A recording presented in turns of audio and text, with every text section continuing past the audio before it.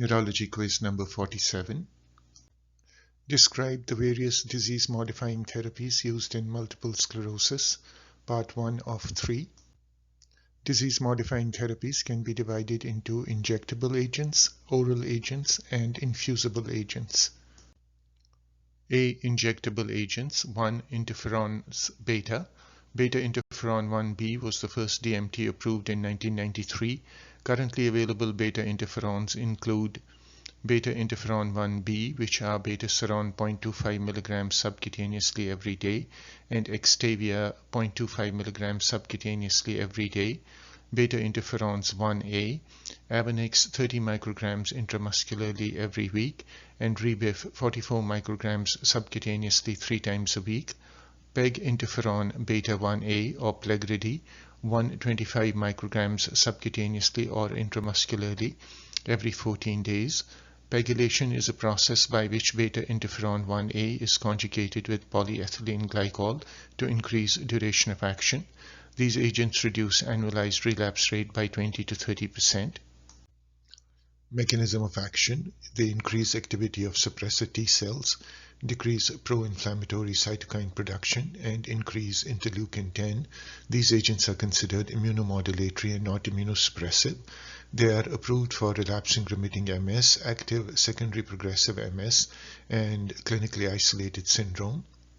Side effects include local reactions at the site of injection, flu-like reaction after a dose, which can be alleviated by NSAIDs or Tylenol, increased rates of depression and suicide, hepatotoxicity, leukopenia, and thrombocytopenia, as well as allergic reactions. CVCs and LFTs should be monitored at least annually. Beta interferons are considered non-teratogenic based on pregnancy data and are safe during breastfeeding. Immune response to vaccines is not affected by these agents. Number 2, glitarimerastate or Copaxone. This was approved in 1996. Dose is 20 mg subcutaneously per day or 40 mg 3 times per week. Reduction in annualized relapse rates is similar to beta interferons. Mechanism of action: may alter T cells to a less inflammatory Th2 subtype. It is immunomodulatory and not immunosuppressive. It is approved for relapsing remitting MS, active secondary progressive MS, and clinically isolated syndrome. Side effects are uncommon. There may be an immediate post-injection reaction characterized by flushing, chest pain, palpitations, anxiety, dyspnea, and urticaria. This is self-limited and does not require treatment. Lipoatrophy can develop at the site of injection. No monitoring is required. It is considered safe to take during pregnancy and during breastfeeding. It does not affect achievement of protective antibody levels in response to vaccines. B. Oral agents. 1. Teriflunomide or Aubagio was approved in 2012. Dose is 14 mg POQ day, associated with 30 to 35% reduction in annualized relapse rate. Efficacy is comparable to interferons. Mechanism of action: it inhibits dihydroorotate dehydrogenase with reduced pyrimidine synthesis, which prevents lymphocyte proliferation and access of lymphocytes into the CNS. It is approved for relapsing remitting MS, active secondary progressive MS, and clinically isolated syndrome.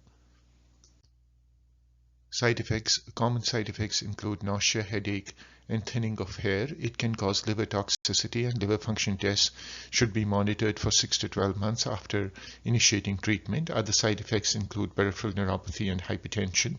Patients should be tested for TB before starting treatment. Animal data shows that it is teratogenic and it is contraindicated in males, as it is excreted in the semen, and females in the childbearing age. An 11-day course of cholestyramine or activated charcoal can be used for rapid removal of the medication in case of pregnancy or serious side effects. Although it can reduce response to vaccines, most healthy subjects are able to achieve protective antibody levels. 2. Fumarates. Dimethyl fumarate or Tecfidera was approved in 2013. Dose is 240 mg PO twice daily. In initial studies, it reduced annualized relapse rate by 50%. Diroximel fumarate or Vumerity has the same active metabolite as dimethyl fumarate. Dose is 460 mg PO twice daily. Monomethyl fumarate or Bafiertum has the same active metabolite as dimethyl fumarate. Dose is 190 mg PO twice daily. Approval is for RRMS, SPMS, and CIS. Mechanism of action. The fumarates activate the nuclear factor-like 2 NRF2 pathway, which is a key factor in cellular response to oxidative stress. Side effects. A common side effect is flushing, which can be improved with a non-enteric coated aspirin, 325 mg taken 30 minutes before. Taking Tecfidera with food can improve flushing, but absorption of immediately can be decreased by a high-calorie or a fatty meal and by alcohol. GI disturbances include nausea, pain, and diarrhea, and these are also common and improve over time. Other side effects include hepatotoxicity, lymphopenia, and infections, which include herpes and rare cases of PML. Other opportunistic infections include Listeria, Nocardia, TB, and Aspergillus. Periodic monitoring of CBC and LFT is required. These drugs are contraindicated during pregnancy and breastfeeding is not recommended.